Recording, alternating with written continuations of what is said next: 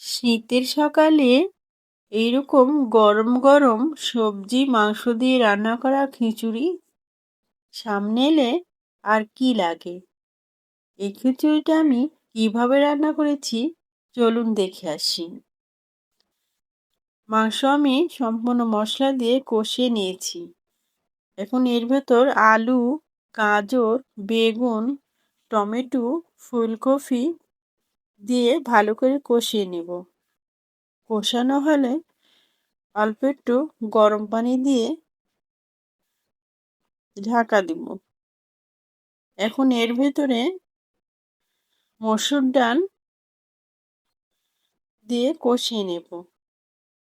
মসুর ডাল দিয়ে কষানো হলে চাল দিয়ে দিব। চাল দিয়ে ভালো করে কষিয়ে পরিমাণ মতো পানি দিয়ে ঢেকে দেব।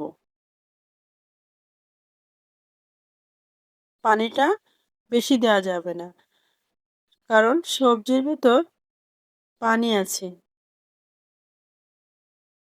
খিচুড়িটা নরমও হবে না, আবার শক্ত হবে না।